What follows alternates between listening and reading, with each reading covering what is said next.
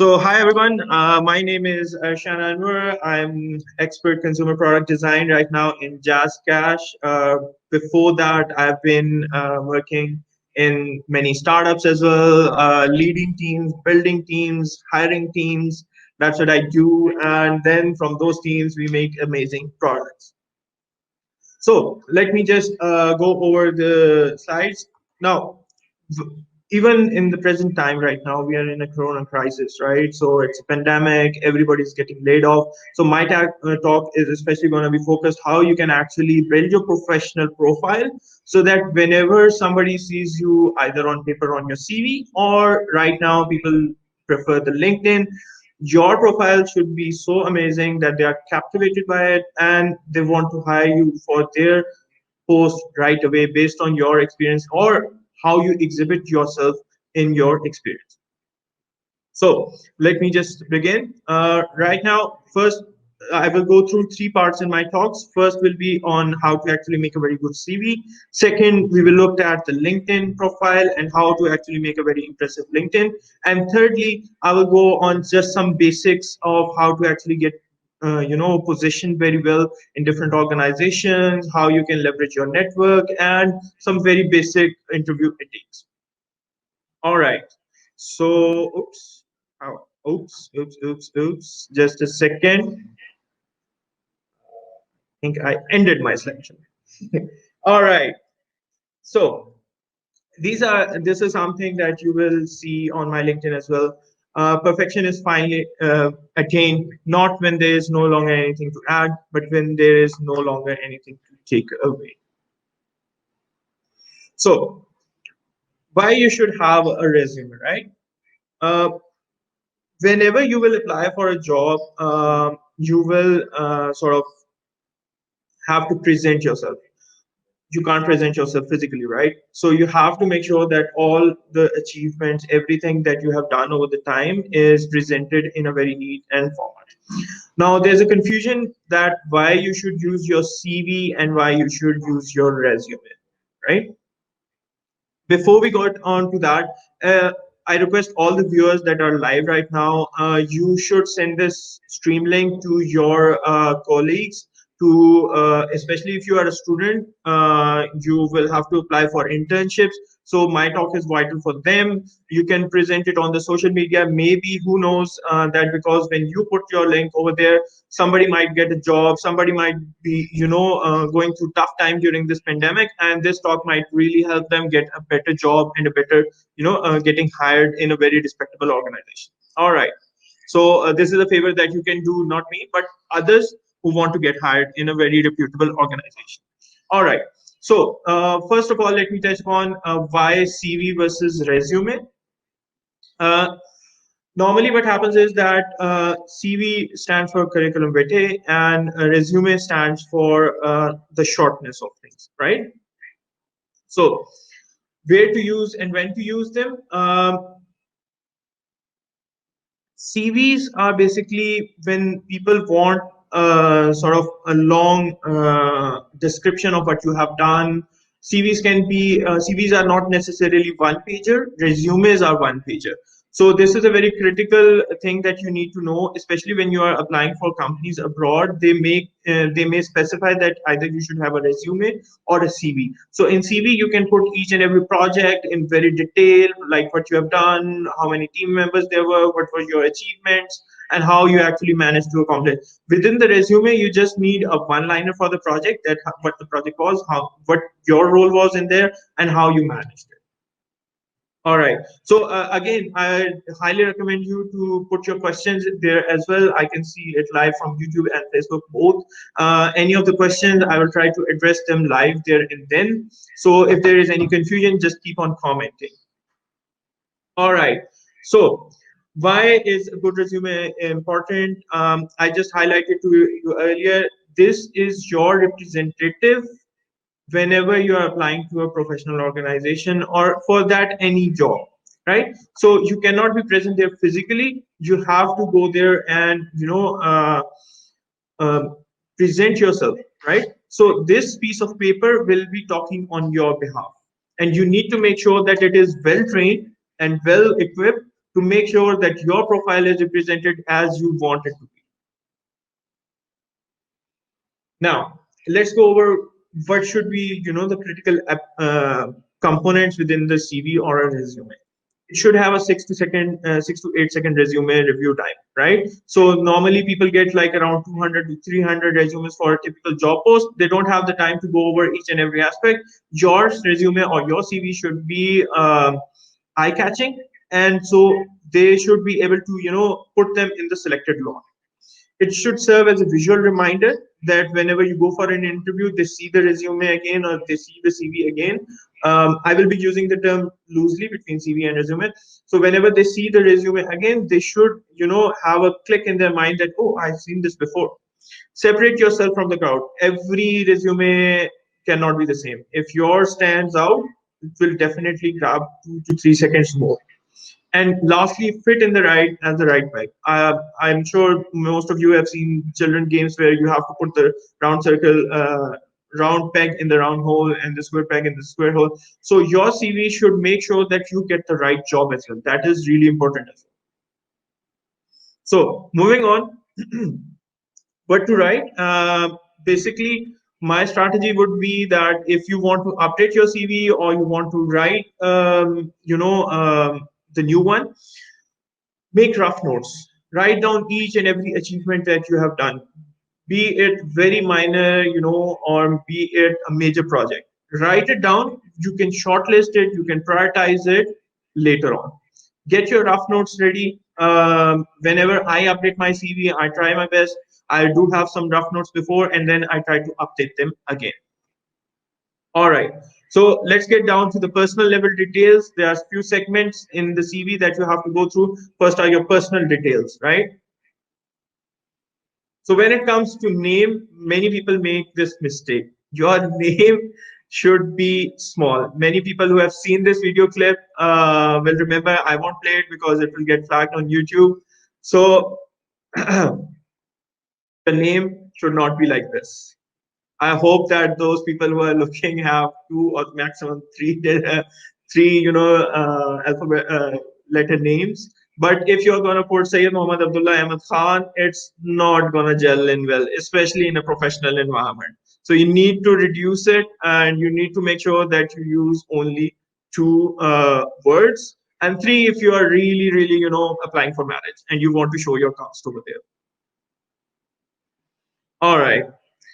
Contact. So it says a lot about you, how you write your contact details, where you are, which type of social media you use, and how you use it, right?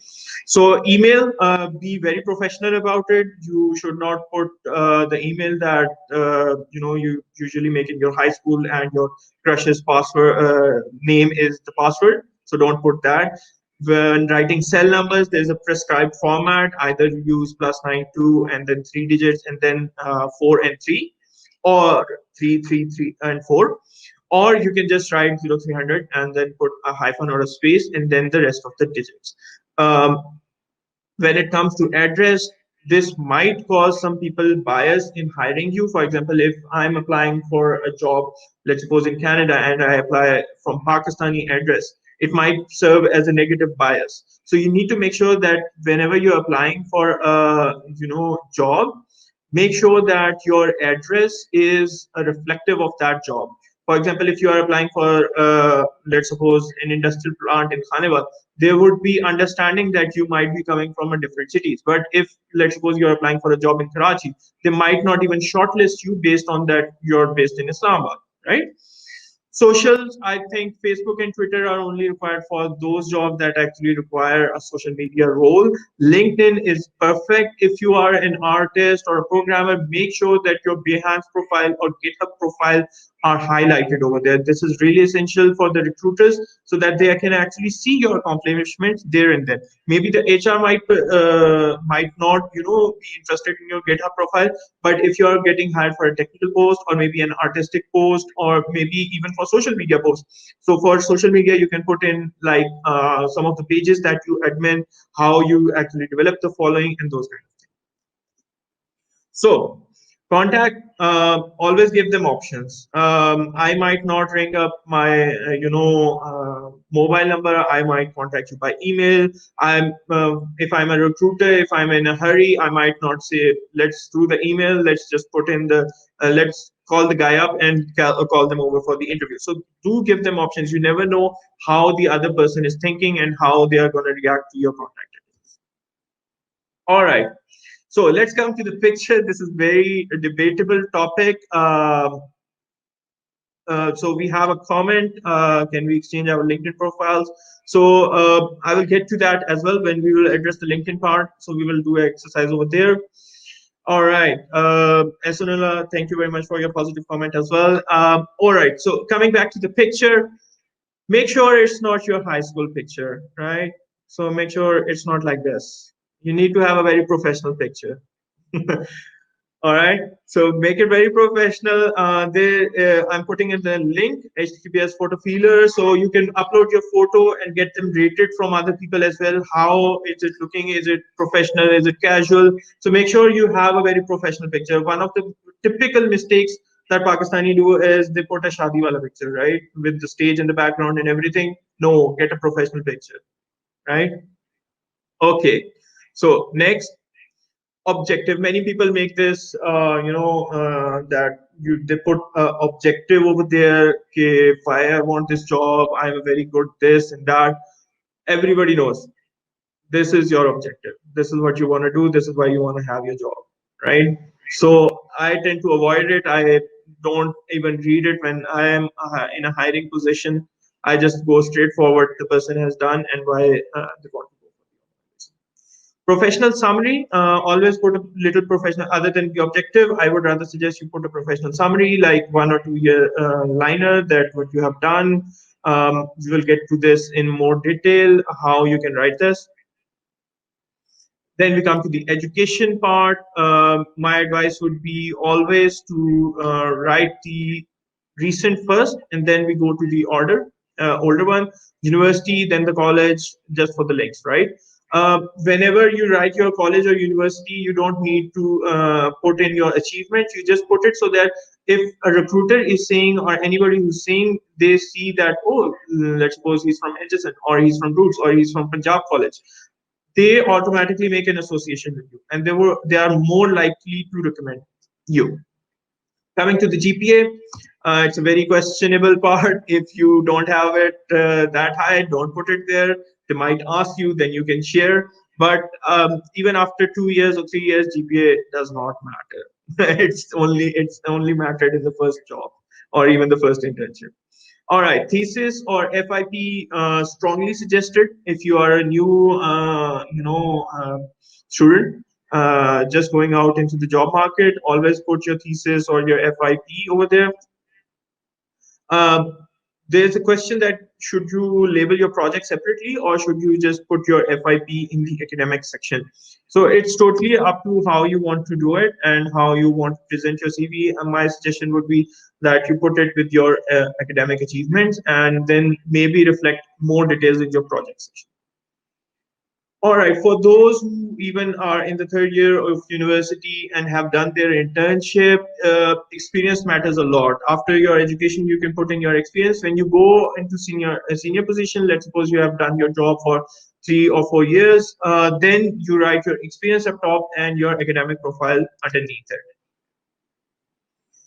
So this is where our talk sort of culminates into how you write your experience. This is a very good example that how you make a very simple, meaningless task into something that you want to reflect in a very grand way. Adam's talk before me was all about how you can actually reflect your achievements in a more positive, in a more constructive way. Again, my request to the audience: if you have any questions about your CVs or anything, just put it here, and I will reply to it. All right, so coming to this, how you present your experience, let's go over to the STAR techniques. There are some more techniques that are extension of these, the STR STAR technique as well, but you can look into it in your own time. I will just go over the basic one on which all of these techniques are based on. So first is your situation. Whenever you put your experience, you put like what was your role, what was the situation you were put in, and how you actually saw those. Then what were the tasks that you undertook? Let's suppose I was an event, I was put in a position to manage an event. I had to make sure that my audience was there, food was there, and the seating was there. These were my tasks. What I did, I contacted this many vendors, we arranged the seating, and this is how the event went on. And this is how we actually achieved x many number of people in our event. Everybody was satisfied with the food and they gave us positive reviews. So this is what I sort of did a star technique of a very event management kind of a role, right? So let's suppose if you talk about technology, right? So you can say I was actually given a position to administer a server. I made sure that I review all the alarms that the server was raising, and then I actually made sure that the performance of the server was enhanced, and as a result of this, our revenue was increased by 2x, or our complaint management was improved by X much amount. So we have a comment that somebody joined in late, and yes, this talk will be available on YouTube as well as on our page. You can review it anytime. Um, some points about ATS resume. Maimuna, can you just elaborate a bit what is your ATS resume so that I can give more detail? If it is something that you apply for abroad, I can even share my insight into that. All right. So this was the STAR technique. This is another example. Let's suppose organizing teams. For example, this is what I can go over as well. Let's suppose I was given a situation that I helped in drafting the policy of this team, hired many talented this team, different from sales departments and marketing departments, marketing products and launching them, worked on XYZ product and helped them in generating. So this is where the action part, worked on the XYZ product, helped in generating sales by making a marketing plan, and then the results, organizing sales events, and was able to generate the results that more move my company forward. So that's how you actually share the results, because the recruiters are not only interested in what your role was, but how you actually excelled in it. All right. So let's suppose the previous one was an example of how you will make a very mediocre statement. And now we have organized it according to the STAR technique. I was assigned as a CEO to design, market, and sell the XYP product. Organize the multidisciplinary. This was the situation. Now these are the actions that these were some of the tasks that were associated to design and market the sell. What were the actions? Organized the multidisciplinary teams, designed market sales, collaborate effectively, drafted blah blah blah, and then the results. The results matter a lot. So always give your 40% to the result, 60% to your results, 30%, and then the rest to your how you were situated in that situation. Product was designed in 3 months, marketing plans drafted in parallel. So you can clearly see the difference between the previous one. If I put this in my resume versus how I will look if I put this in my resume, you can see the clear difference. This is what gets you from not shortlisted to shortlisted, and from shortlisted to an interview, and maybe from an interview to a job offer. This is the clear difference. All right. So just a bonus round. If you want to have a sort of look at your resume as well, you can post it. I will just share my email ID as well. So I'll just quickly go over the slides as well. So the skills, you should mention all of your skills. If you are, well versed in programming, if you are well versed on any platform, let's suppose you are a Python developer, just make sure you have a skills tab underneath your CV, and you list on as many as possible you can fit on your one page. All right, so let's talk a little bit about the layouts. Yeah. So merged bold headings versus side headings. There is a common layout. I can show it here, but you have got your headings on one side and then the rest of the things here. This is one way, or you can put your heading over here and then the layout. So whatever format you follow, make sure it's consistent all the way through your CV, whichever it is. I personally don't like the side headings one because you waste a lot of space. I use the main headings one. Differential uniformity. Make sure that all of your CV follows a theme, but the highlighted points are different, so that when the recruitment just scans your CV and goes over there, his eyes do go over the main points first. Columns are your friend. Make as many columns as you want. So, for example, three would be a really ideal one. So, for example, you have your academic achievements, you have got your date, you have got your university, all organized in a form of a column. So you can go two-third, one-third. It's all up to you. Categorize where there's excessive. So just like I told with the skills one, you can actually have a skills tab underneath. For example, I can put in my GDG experience as a volunteer experience.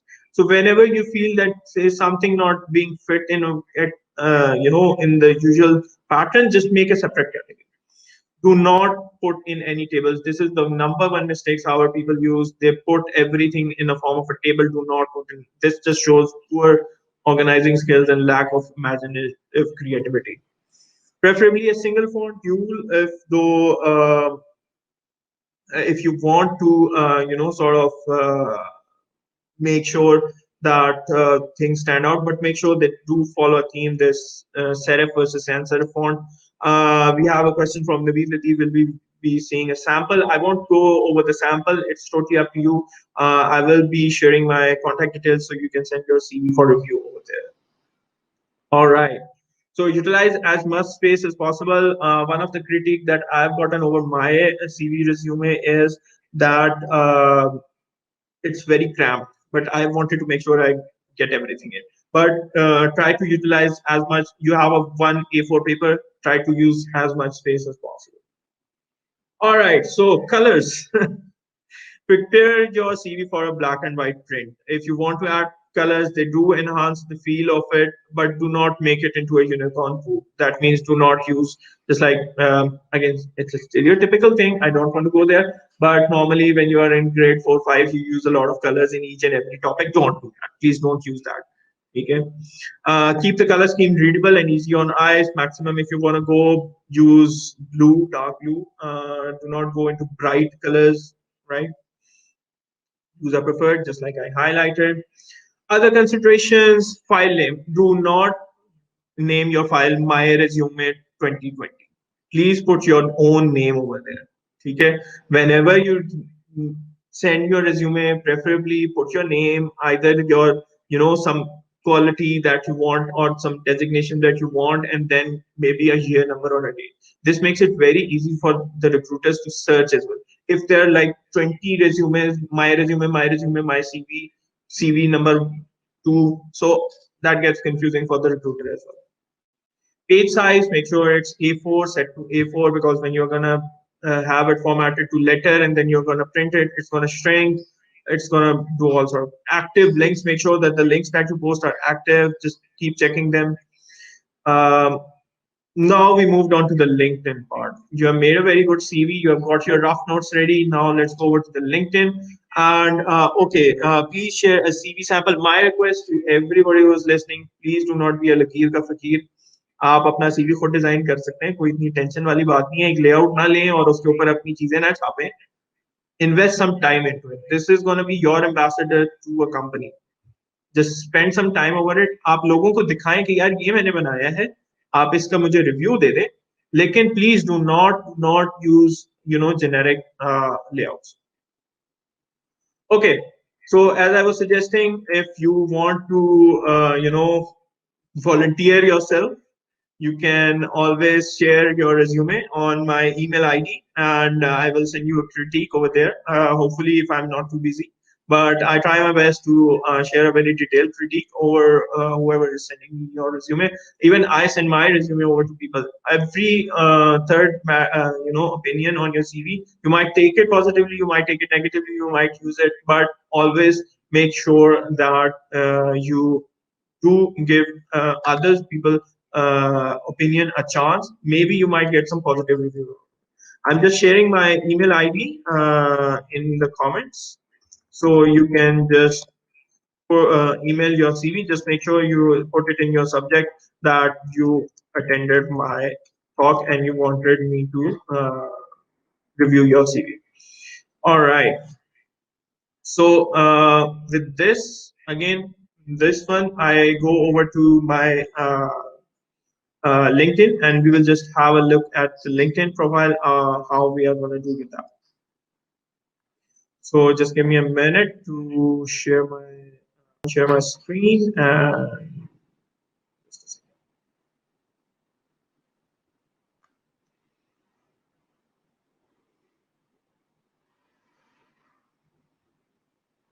all right. So I hope you can see my LinkedIn profile right now. It's public as well. So if you can just post in your comments, if you can see my LinkedIn profile, I will continue from here.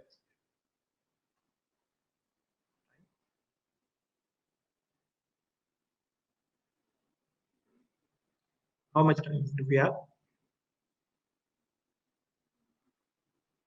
Okay. So let's start with my LinkedIn profile. So LinkedIn is a very powerful tool when it comes to hiring. Make sure that your LinkedIn profile is up to the mark whenever you want to apply for a job. So let me just zoom in, and I will take you over some of the components that you really need to put in. Uh, First of all, edit your public profile and URL. Make sure your URL, just like if I put in highlight over here, it's linkedin.com/in/Ershian Anwar. So this makes it very easy to just put in your name and make sure that the recruiter or anybody who can see just hits your profile. One, two, make sure that your cover photo and your photo is very professional. What marks is as a professional photo, you can just go over to the internet and just like I said in my previous talk as well, make sure it's not your high school picture or shadi stage in the background. Make sure it's very professional looking. Um, I did not smile that much, but you can put in a more smiling photo if you like. Do not show your teeth in that smile, but just a casual smile. The cover photo that explains who you are, who you want to be. I'm a product designer, so I like my product to be very minimal and make sure that I, reflect that philosophy. So that, then we come over to your name here, and then after your name, you have your title line. This is very important because this shows up whenever you comment on your LinkedIn, onto any post, anywhere people want to see you. This is the short line that they see after your name, that who you are. You can just put in student. You just need to showcase your skills over here. That's why I just put in that I'm a product manager at Jazz, ex-entrepreneur. I worked in IoT and cloud. Most people even put that right now actively looking for a job. You can do that as well, so that whenever they see your profile, they can actually see that you are looking for a job. Then your companies, these are populated automatically. Some of the contact info that you can see over here. Just a second. If it will just go over to the page. Yeah. So here you can just put in your website, personal websites, previous company websites, your phone number, your email ID, and even your birthday if you want. All right. So we come about to the next section. This is the about one. Make sure that whatever you have done in your life, you put. This is the summary. This is what is visible on your profile as soon as somebody comes over here. So make sure that this is very good. Work on it. Get critique, get review from people that how it should be. You can go over through mine, you can go over through some other LinkedIn profiles just to absorb on how you can actually make what are the things that you want to highlight and those kind of things. So you can put in your featured. I haven't put in my featured work because I don't want anything over here. But let's suppose if you are an artist, you're somebody from the media, you can put in some of the links over here that you really want everybody to see. Then this is a dashboard. This shows how many search appearances you have been and who has viewed your profile. I will go over the paid version of LinkedIn as well, that what advantages it has. Then you come to your experience. Make sure that everything that you write in your CV is reflected over here as well. Here you can go into a lot more detail than your resume, because resume is your one pager. One of the strategies that I can recommend is that you fill in your LinkedIn first and then use those points in your resume as well, so that that is reflected. One of the tools that LinkedIn does provide is that you can export your profile into a resume as well. As you can see, my current post is coming up over here. I can put in as a volunteer as well, volunteer work. And then over down, you can even put in some of your links that you have, some of the works that you have done, some of the slides that you want to present, maybe a document that actually highlights your achievements. Now we come down after experiences. You have got your education. Make sure your university is there and you tag your college over there as well. This makes sure that when you search for a job, that your profile is matched with those people who are from your university in that organization as well. I will talk about how to actually leverage that in there as well. Then there are licenses and certifications that you can put in. These are some of the LinkedIn one. If you are, let's suppose a certified developer, you can put this as well. Lastly, you can put in your skills. This is really important because whenever you apply for a job, these skills are what LinkedIn matches, and this is what is shown to the recruiter as well. Last but not least, recommendations that you can gather from your jobs, your managers, your peers. I've got even one from my the consumer of my product. So whatever you can put in, and lastly, some of the interests that you can put in so that people are actually viewing your profile. Okay, so coming back to how you can actually use your LinkedIn profile to actually gather, make sure that whatever job you apply for, that you can, do it fully. So just some of the tips that I'm going to share with you in the very end. Make sure that whenever you apply for a job on LinkedIn or even anywhere else, make sure that all of the people who are from your university, you reach out to them and just drop them a message that I'm applying for this and this post. There are sometimes internal recommendation systems in place in organization, especially bigger corporates, that an internal recommendation might get you the interview that a simple, dropping of resume or LinkedIn profile might not. ठीक है, आप अपने resume के साथ साथ लोगों को भी कॉन्टैक्ट करें. Secondly, आप ये कर सकते हैं कि whenever you start applying for your jobs, just get a free trial of 30 days for LinkedIn. What that does is कि आपको हर जॉब के साथ दिखाता है कि आपकी प्रोफाइल के साथ वो जॉब कितनी मैच करती है और बाकी जो लोग उस जॉब के लिए अप्लाई कर रहे हैं, how skilled they are and where you stand amongst them. So that is really critical. So with this, I would like to conclude my talk. If there are any comments or any suggestions, just let me know. We can actually go over any of the CV that you send. I've just shared my LinkedIn profile with you as well. You can just drop me a message over there.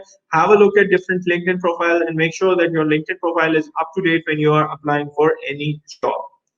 All right. So with this, I would like to conclude and add Ali to the stream back as well. Hi there, Ali. Hi, Ershian. So we have a comment as well. Let me just highlight. When you connect with people, is it necessary to drop them a message for them to know that you're connected or connected? I would prefer that if you drop them a message, especially if you are connected with a third person or through any organization, it's always preferred because normally people just ignore the comment requests. All right. So, Ali, do you have any questions from your side that you want to put in? Any views or opinions? No, I mean overall, yes. As you said, हर रोज ही होता है that you have to make a CV to apply for Filano, Yeah. bolster your LinkedIn profile for this and that. So it's very important in that regard. And especially, I just want to ask in that regard, कि as considering आजकल, with the digital age that's going on and the pandemic, how do you think LinkedIn, making your LinkedIn profile that much better is going to appeal to recruiters? For people who are I think looking for internships. within Pakistan, LinkedIn is underestimated. Whenever you make sure that you update your LinkedIn, it gives you two things. One, whenever a recruiter will see your CV, they will see your CV, but sometimes what happens is that people prefer to go over to the LinkedIn to make sure that your detailed, you know, work is professional life is highlighted over there. One, two, LinkedIn gives you a sort of a professional social media platform, right? It's a professional social media. So you can use that to actually venture out and see different opportunities, even connect with professionals. You never know how your interaction with someone might land you a job. One very good example that I always give is my startup, just like Facebook, started from a Facebook comment, right? I just commented on my one of my seniors' profile that the idea that he was pitching is never gonna work. That was in 2013, and in 2014 we were business partners. Wow. Wow, it's amazing how social media can connect people like that in such. Exactly, exactly. It's very interesting. And also, overall, I also wanted to ask, and this is a question I get from people who are new to building their CVs, their resumes, and their LinkedIn profiles, that it's not necessary कि अगर एक बंदा एक job के लिए apply कर रहा है तो every single achievement he has is related to that very job or designation. He could have a very diverse portfolio. So, how do you think that people with diverse portfolio should handle a CV when they're applying for a specific position? So that is a challenge that I also faced as well, because my work in my entrepreneurial ventures have been really diverse, from making teams, making products, making business processes. So when I wanted to go and switch to a corporate experience, one of the challenges that I also faced was how to actually align what I have done over the period of 10 years and actually see and go towards a job market, or rather a job description. So how do I match my skill with that job description? This is something that you have to realize that, again, yes, some of the skills will be pertinent to that job and some of them will not be. So you need to make sure that you decide and ignore those that are not matching. For example, if I am, applying for a desk job, I wouldn't necessarily write down that I am a fastest 100-meter runner in my province. That might not work well, or it might be just unnecessary, It would seem right? irrelevant in that context. Yeah, yeah, yeah. So you need to make a very informed decision with respect to that. So we do have one comment. Here you go. As a developer, would a GitHub profile be more appealing to recruiters or LinkedIn? Both. LinkedIn would give you sort of a professional outlook, like how you actually are within your job, and your GitHub profile will actually highlight your skill. That what did you actually make? Yeah, you're right. I mean, if you Yeah. link them together, for example, GitHub is sort of a way कि जो आपका जो developer contributions है आप उनको एक overarching Yes. portfolio बना के you can put And them in. and let me also highlight one other point that when you have a sort of you can say a volunteer experience or an open source experience, you are always preferred within an organization. When you're making a CV, is it good to put your internship experience? Definitely, if you are just new to the job space, do put in your internship experience. And if you have a good job experience of less than exactly, so you really need to put in. What else are you going to put in, right? So really, whatever job experience that you have in the current post, you should definitely highlight as it as much as possible. Yes, as you mentioned before, whether you think your achievement is small or it's really large, like a project, you should mention it along with what it contributed in your professional career, Yeah, what yeah. you were assigned, and what it contributed, what you learned from it overall. Can you repeat? Just Well, I was basically saying that whenever you're highlighting any achievement or experience that you've had, it's not important कि आप बस उस experience को बताओ. You also need to explain what tasks you had, what responsibilities yes. you had, how those helped your professional career Yes, overall. that is really critical.